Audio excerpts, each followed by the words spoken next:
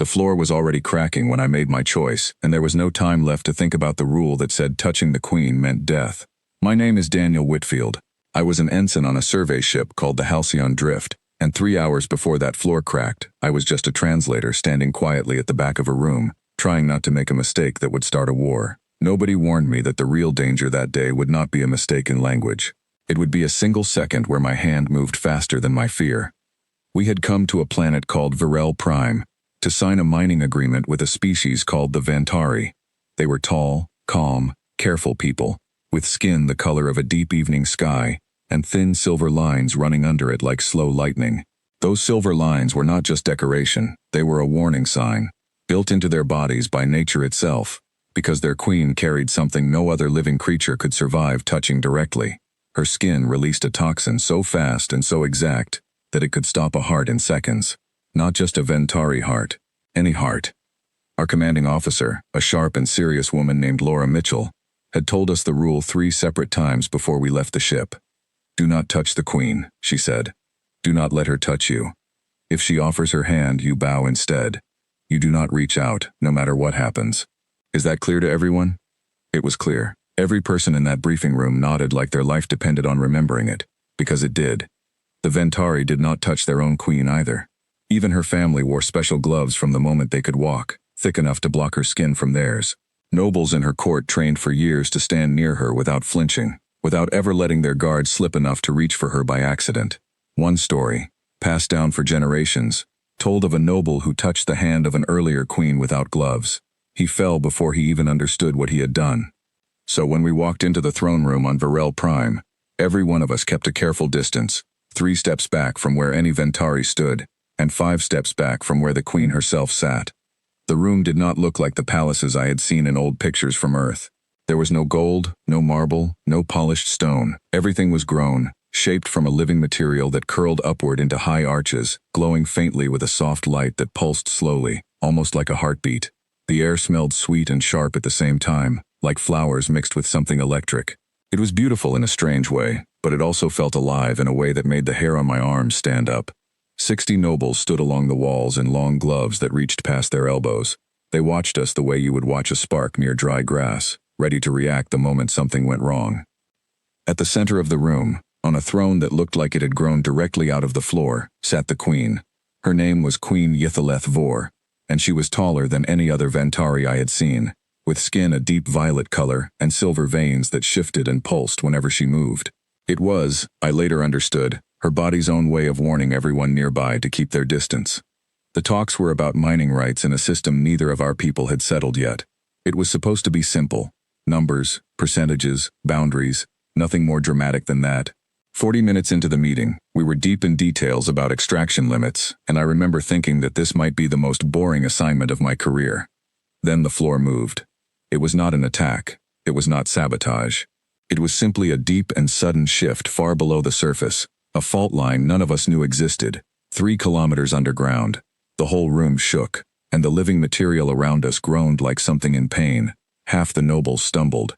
Light fixtures swayed. Dust and small pieces of the ceiling fell in a light rain around us.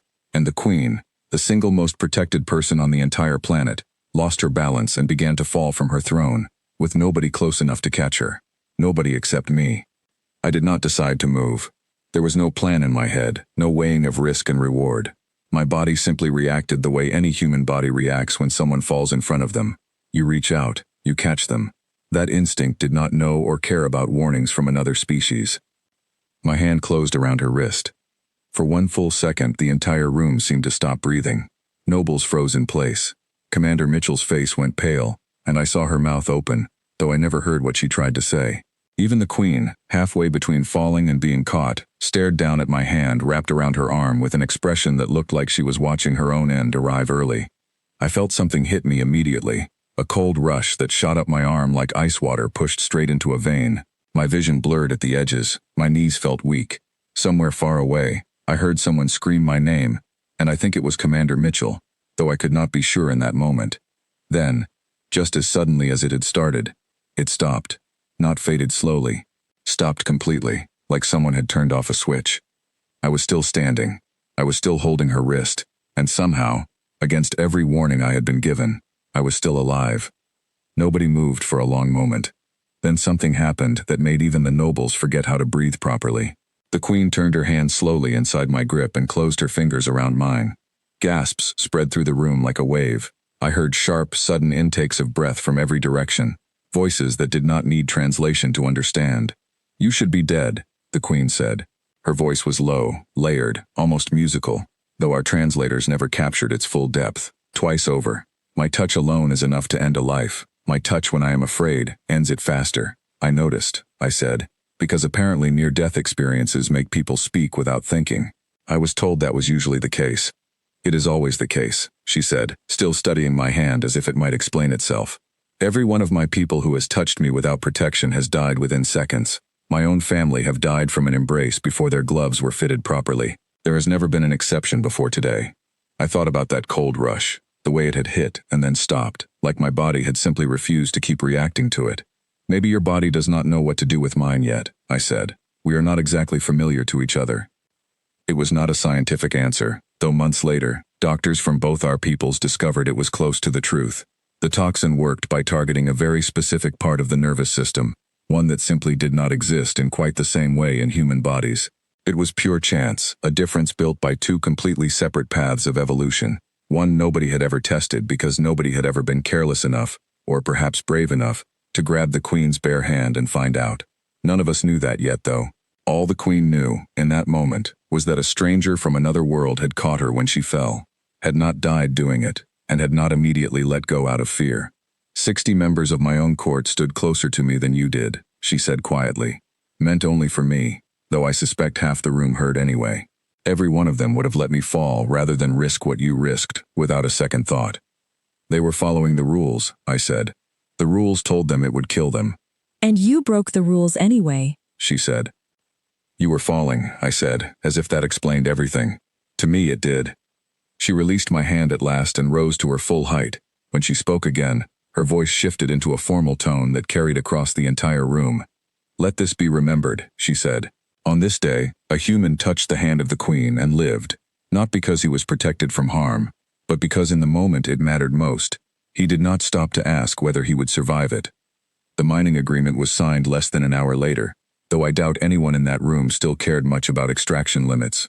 What they remembered, and what they would talk about for a long time after, was not the treaty at all. It was the moment a young human reached out instead of stepping back. I wish I could say the story ended there, simply and neatly, but life rarely works that way, and neither did mine. Word of what happened spread through the Ventari court faster than any official report could travel. By the time we returned to our ship that evening, Commander Mitchell had already received 3 separate messages requesting my presence back on the planet the following day, not for another negotiation, for something else entirely.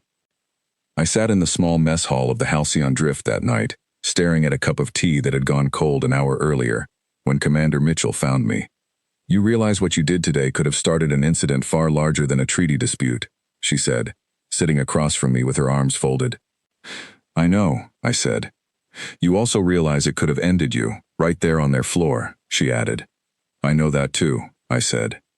She studied me for a long moment, and I expected anger, or at least a stern warning about following protocol. Instead, her expression softened slightly. For what it's worth, she said, most people freeze in that moment. You didn't. I didn't answer, because I wasn't sure what to say to that. The truth was, I hadn't felt brave in that instant. I had felt nothing at all, just pure reaction, faster than thought. The next morning, we returned to Virel Prime, though this time the mood felt different. The nobles who had once watched us with careful suspicion, now watched me with something closer to curiosity, maybe even respect. We were led not to the main throne room but to a smaller chamber, quieter, with soft light filtering through walls that seemed to breathe slowly around us. Queen Ythalith Vor was already there, without her usual formal robes, without the 60 nobles lining the walls. It was just her, one advisor standing near the entrance, and myself. I asked for you specifically, she said, before I could even offer a greeting. There are questions I need answered, and I believe you may be the only person capable of answering them honestly. I will try, I said.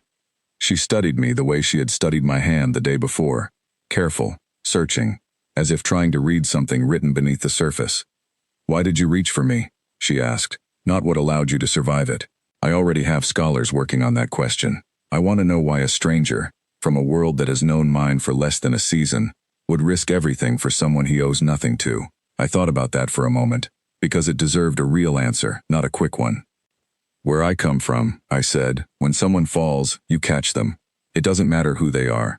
It doesn't matter what species they are, or what rules exist between our people. In that second, none of that matters. There is only a person falling, and a choice to either help or step back. And you always choose to help, she asked. I try to, I said. Not everyone does, but I do. She was quiet for a long moment, her silver veins pulsing slowly beneath violet skin, and I realized she was thinking carefully about something far bigger than just my answer. My people have survived for generations by building distance, she finally said. Distance between our queen and everyone else. Distance between our species and others we do not yet understand. Distance that keeps us safe, but also keeps us alone. I wonder sometimes if that distance has cost us more than it has protected. I'm not sure it's my place to answer that, I said carefully. Perhaps not, she said. But you have already answered a different question I did not expect resolved so soon. You have shown my court that closeness does not always mean danger. Sometimes it means survival. Over the following weeks, something began to shift, not just between our two ships and their court, but in the way both sides approached each other. Meetings that once took place across long tables and careful distances began to happen in smaller, more open settings. Ventari scientists worked directly alongside our medical team to understand the strange biological difference that had allowed me to survive contact with the Queen. It turned out to be a discovery far larger than either side expected, one that eventually helped develop a treatment that made it safer for the Queen's own family to be near her without full protection, something that had never existed before in generations of Ventari history. I found myself returning to Varel Prime more often than any other member of the crew, not because I sought out the attention, but because the Queen herself continued to request my presence. First for scientific discussions, later simply for conversation. She was curious about Earth, about the strange contradictions of human behavior, about why a species capable of such carelessness could also be capable of such immediate courage. During one of these visits, sitting in that same quiet chamber, she asked me a question that caught me completely off guard. "Do you fear death, Daniel Whitfield?" she asked. I thought about it honestly before answering. "I fear it the way most people do," I said. "I don't want to disappear before I've done everything I meant to do, but I don't let that fear control every choice I make. If I did, I would have stepped back yesterday instead of reaching forward." She considered this for a long moment. "My people are taught to avoid fear entirely by avoiding the situations that create it," she said. "Perhaps that has made us cautious to the point of missing chances we should have taken." "Caution isn't a bad thing," I said. "It's kept your people alive for a long time. But maybe there's room for both. Caution when it protects you, courage when it matters." She looked at me with an expression I had learned to recognize as something close to respect, though on a Viantari face it appeared as a slight shift in the pattern of her silver veins rather than a smile. "You speak simply," she said, "but your words carry more weight than most formal speeches given in this court." "I'm not much for formal speeches," I admitted. "I just say what I think is true." "Perhaps that is why my court listens to you at all," she said. Not everyone in the Ventari court welcomed this change with open curiosity.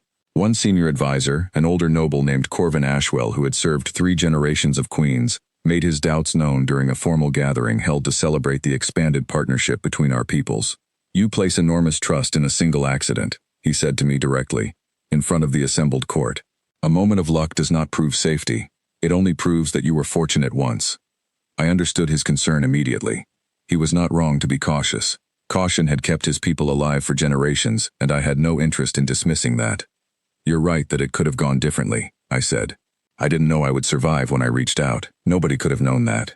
But the scientists have since confirmed why it happened, and the treatment developed from that discovery has already allowed members of the royal family to stand closer to the Queen than they ever could before. That isn't luck anymore. That's understanding. Understanding built on top of luck," he replied, still unconvinced. "Sometimes that's how understanding begins," I said. "Nobody discovers anything new by only doing what has always been done safely before." The room fell quiet, and for a moment I worried I had spoken too plainly to someone so respected within the court.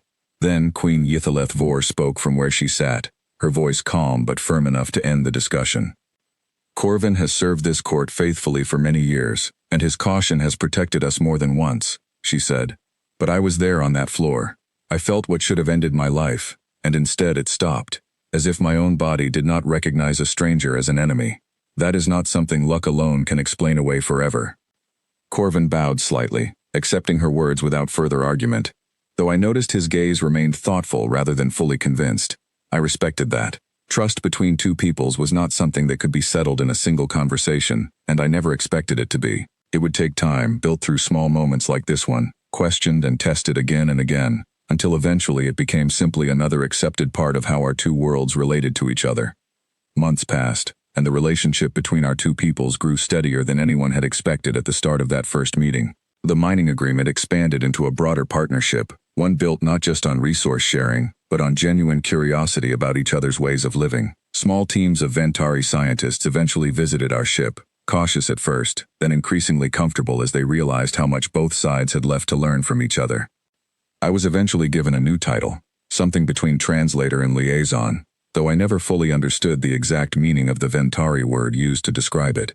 What I did understand was that my role had changed from simply avoiding mistakes in language to actively building trust between two worlds that had once kept each other at careful, fearful distance.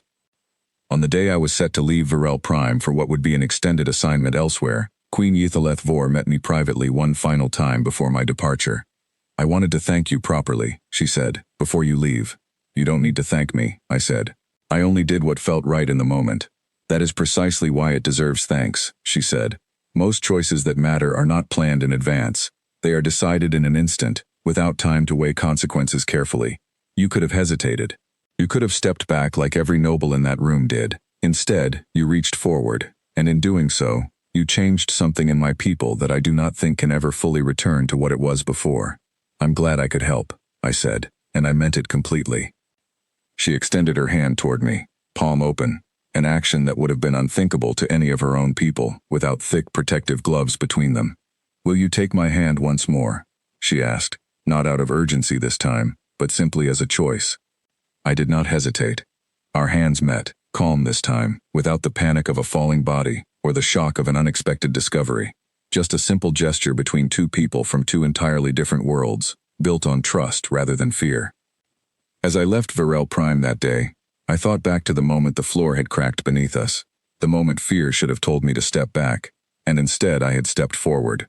I thought about how such a small, instinctive choice, made in less than a second, without any plan or calculation, had reshaped the relationship between two entire species. People often imagine history being changed by great speeches, careful strategies, or years of slow negotiation. Sometimes, though, history changes because one person, in one single instant, chooses to reach out instead of stepping back, without stopping to ask whether it is safe to do so.